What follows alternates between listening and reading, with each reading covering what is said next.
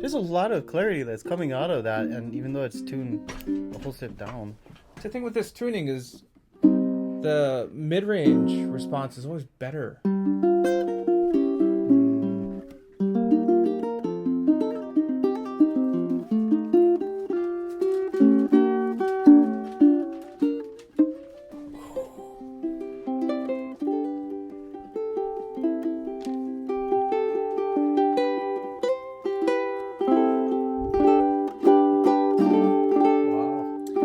Butternut Nick.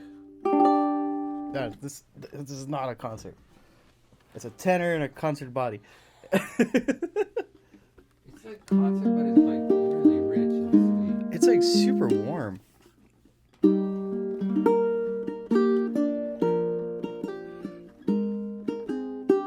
Sounds like a different song, and just It sounds half very a step flat. refreshing. Yeah.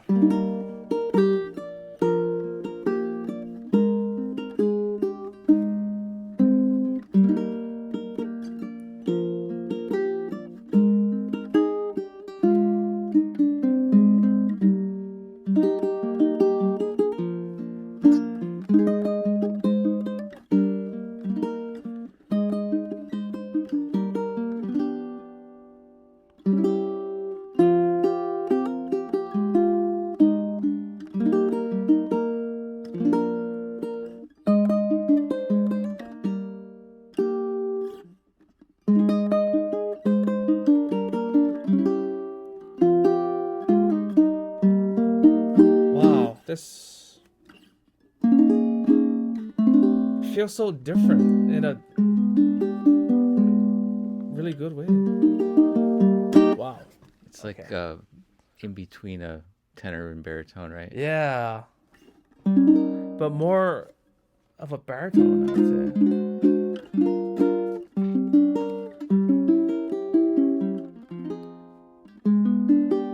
Holy crap. Is it It's just a step down. yeah.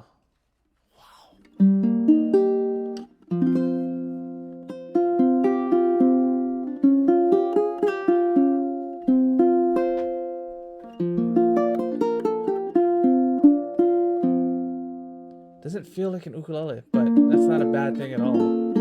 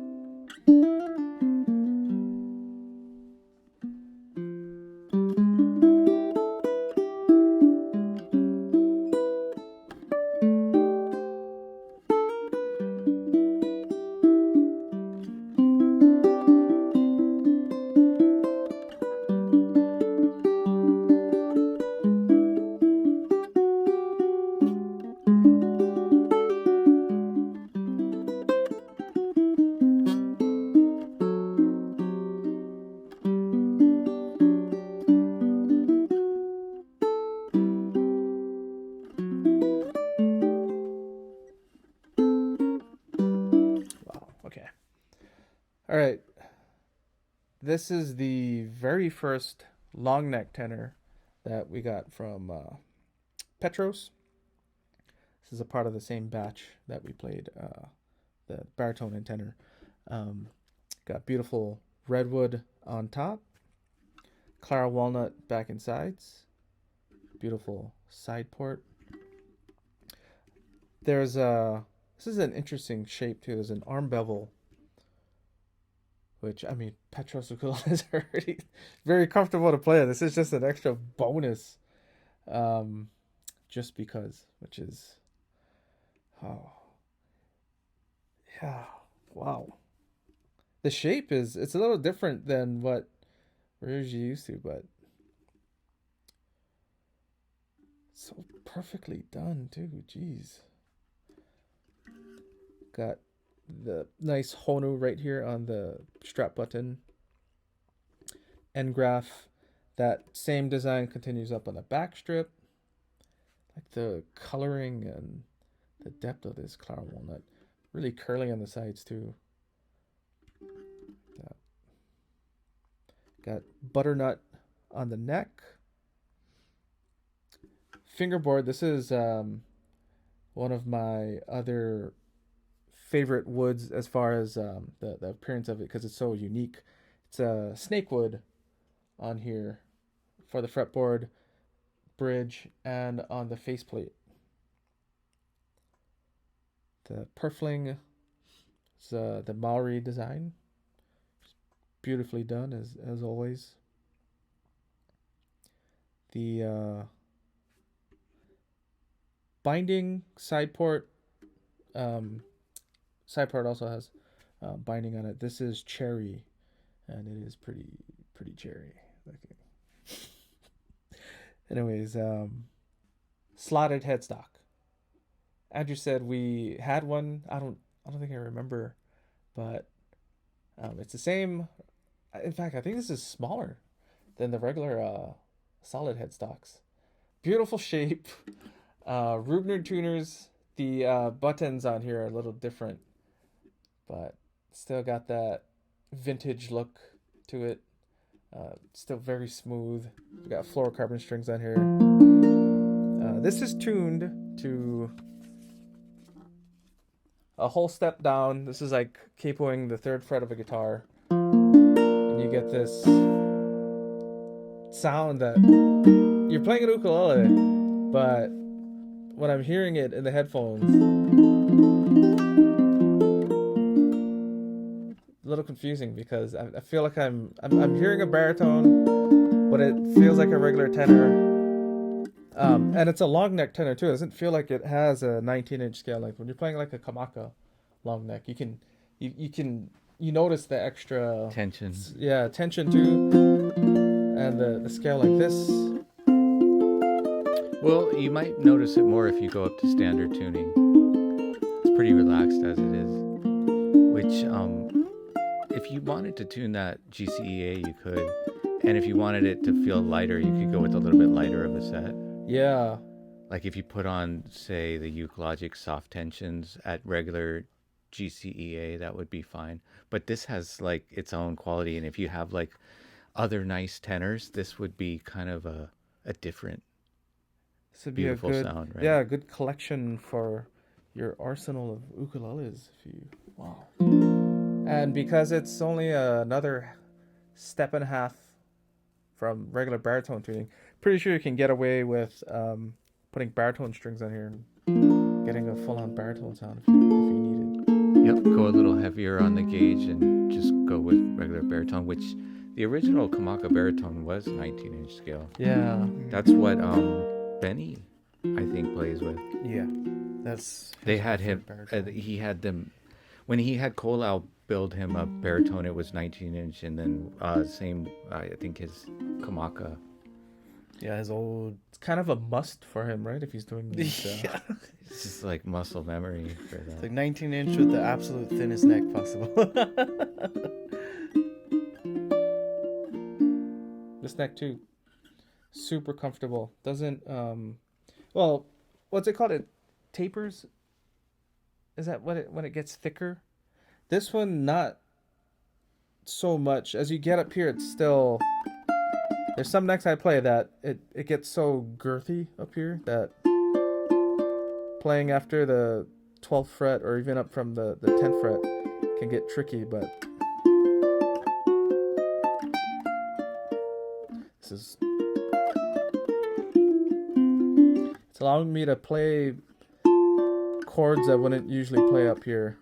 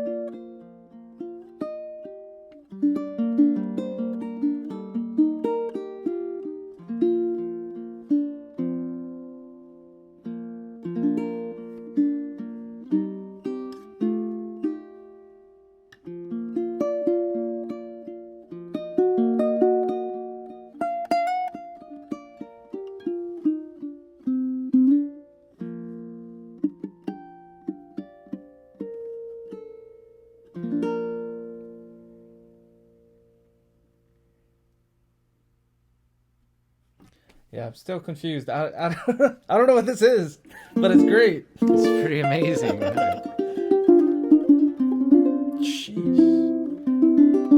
It's a completely different world because it's not a half a step down, it's a full step down in tuning, and it's just not familiar with like Sounds pretty the perfect pitch. though. Yeah. Just think B flat, but it's like a different voice, right? Because Yeah, now you it's get like- all that open voicing from just keeping it in standard tuning. Yeah, which is like B flat. in your head you would think, yeah, like B flat, but then when you're actually playing it and feeling it, it's like this is Something else. yeah.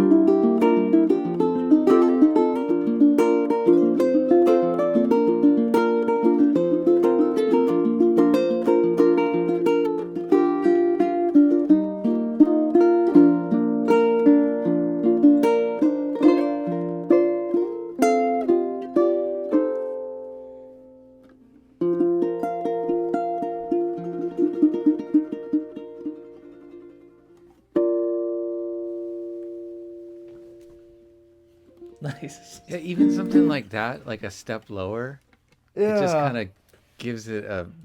It's completely new, completely Yeah. different from anything that we usually play. This is crazy. Kind of mind blowing. It's also like, I'm guessing that he built that uke specifically for that tuning. Do you think? Yeah, well, I mean, that's how he sent it with the Okay, to cool. be tuned like that, you know. I mean, like I said, it can go up or it can go down, but as you can see, like with what Corey's experiencing, it's pretty amazing at, you know, that step down Oh yeah. B flat tuning. And that's probably the reason why for that wood combination and everything. Slotted head stock versus the standard one. Maybe all of that was like specifically because of that. Pretty sure he built with intentions. Yeah. I think Corey could fill up the rest of the podcast right now just noodling on it, but Yeah. It must sound like I'm playing a different song. It's so interesting.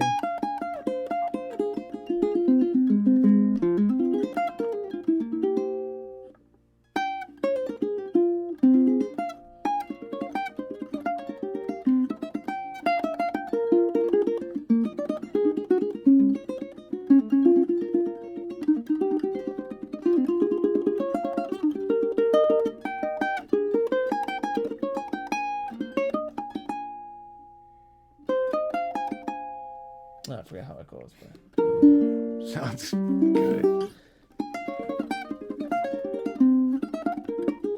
oh, What you is gotta that? try What it. is that box piece? it's the Presto in usually G minor, and we're in F what are we in? F minor. What played those melodies in the original? Was that violin or? For violin, yeah.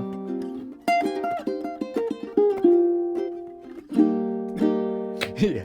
Kind of want to play all the songs we usually do in this, and it's so unfamiliar. I'll just play everything. Like, oh, step down. Clay's like, okay, I'll Okay, just transpose right here. Yeah. Little do people know we have to learn how to play our songs in 3 different keys.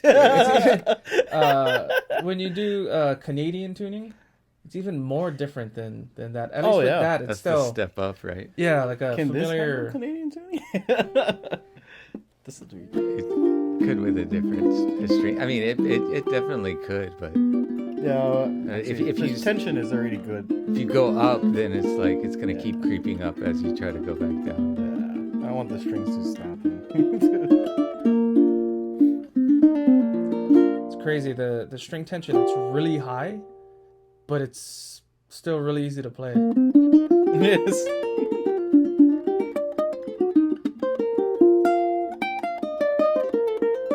There might be some folks that can't hear the difference. So to prove it that they're both tuned differently, why don't we just hold a C chord and just strum it together and see Yeah. how much it costs us? 1, 2, 3. So if he's playing C, I have to play B flat.